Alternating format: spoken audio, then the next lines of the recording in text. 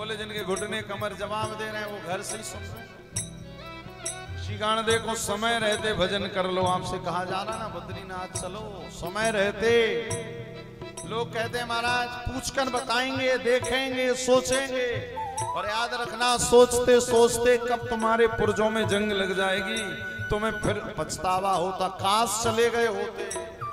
वैशाख माह के पावन अवसर पर श्री श्यामा सेवा संस्थान के तत्वाधान में पूज्य श्री अभिनंदन जी महाराज के पावन सान्निध्य में श्रीदेव भूमि उत्तराखंड बद्री विशाल धाम की पावन भूमि पर दिनांक 16 मई से 22 मई 2024 तक सप्त दिवसीय अष्टोत्तर 108 श्रीमद् भागवत पोथी पारायण एवं व्यासपीठ से पूज्य महाराज श्री के द्वारा भागवत कथा का वाचन।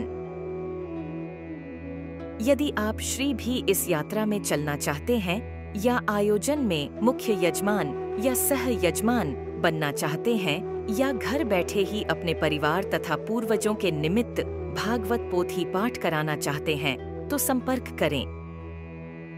श्री श्यामा सेवा आश्रम, परिक्रमा मार्ग, ललिता आश्रम के सामने, वृंदावन, उत्तर प्रदेश।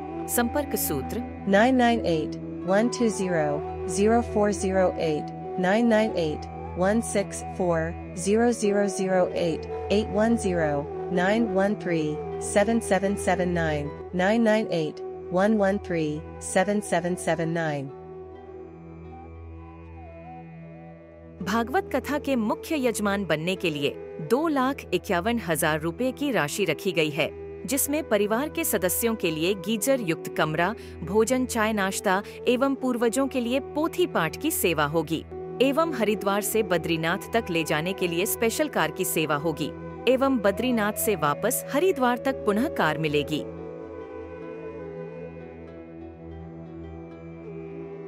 रात में 12 बजे आपके ससुर जी के कोई मित्र आ गए। 12 बजे आपने 11:30 बजे रसोई की लाइट बंद की, साफ सुथरा किया और सोने गई, और इतने में ही ससुर जी ने आवाज लगाई, बहू हमारे मित्र आए, इनके लिए जरा पूड़ी बना दो।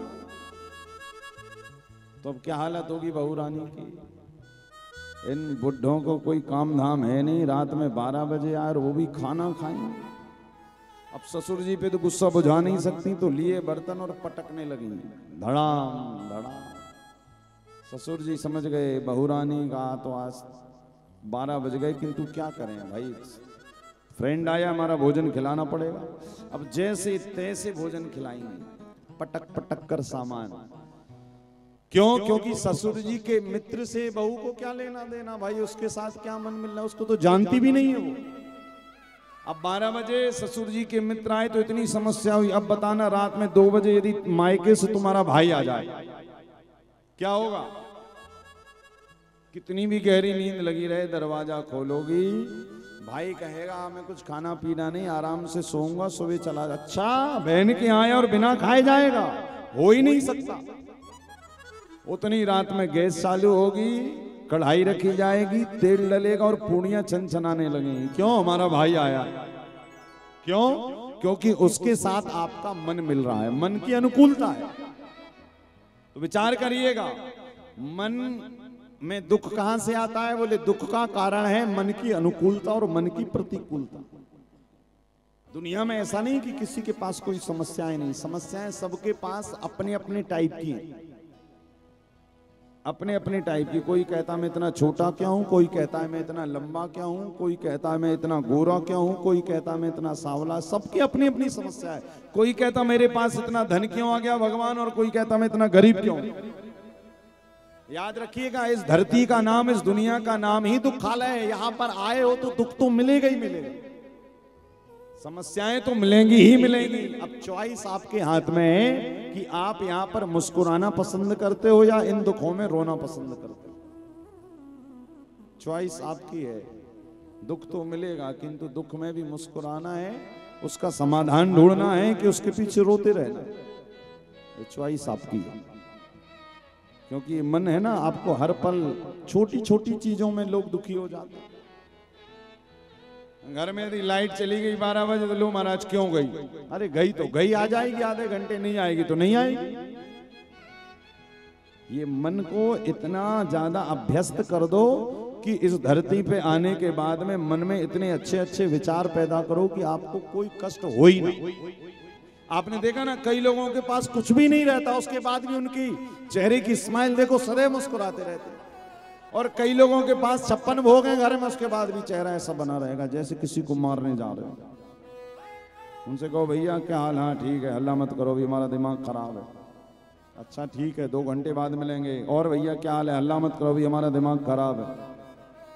फिर अगले दिन मिलेंगे, फिर और भैया क्या हाल है? हल्ला मत करो, हमारा दिमाग। अरे दिमाग ही खराब है तो पागल खाने जाओ, फिर गाँव में क्यों रह रहे?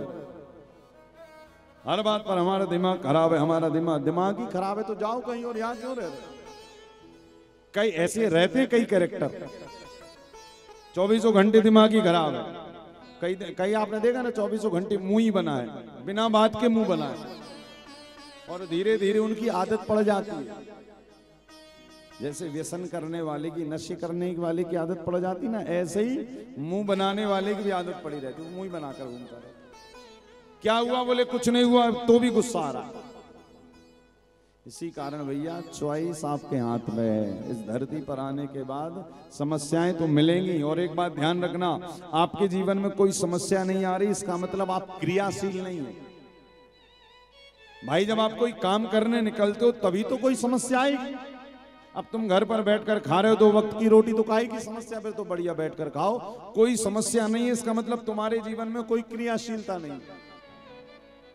और जिसके जीवन में क्रियाशीलता, जिसके जीवन में समस्या है, समझ जाना वो क्रियाशील व्यक्ति है। आज परेशान हो रहा है अपने लक्ष्य को प्राप्त करने के लिए, किंतु एक दिन वो आएगा जो अपने लक्ष्य को प्राप्त कर चुका रहेगा। हमारे भारतवर्ष में वर्तमान में यूथ के अंदर, युवान भाई बहनों के अंदर ये बड़ी कमी है।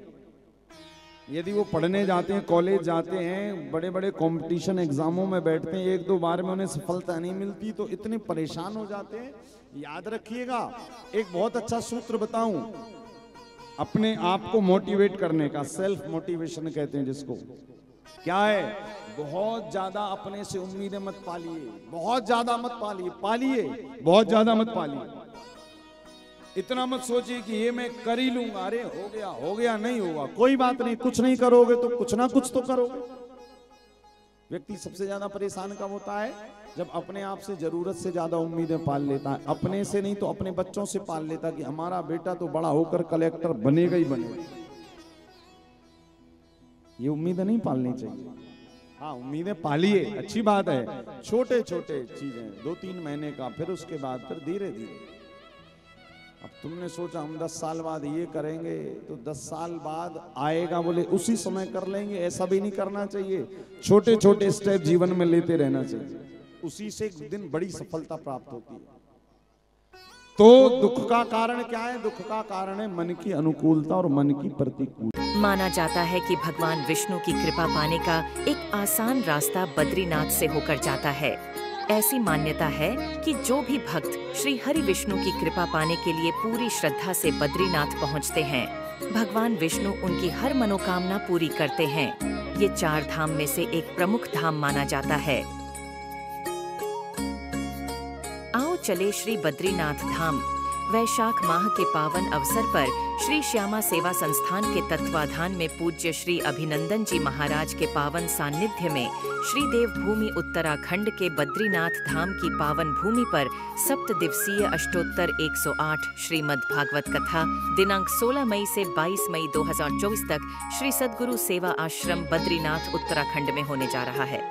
यदि आप श्री भी बद्रीनाथ धाम में बैठकर भागवत कथा सुनना चाहते हैं, भागवत कथा के मुख्य यजमान बनना चाहते हैं, या अपने पूर्वजों के निमित्त या परिवार के लिए भागवत पोथी पाठ करवाना चाहते हैं, तो कृपया संपर्क करें श्री श्यामा सेवा आश्रम, परिक्रमा मार्ग, वृंदावन, उत्तर प्रदेश।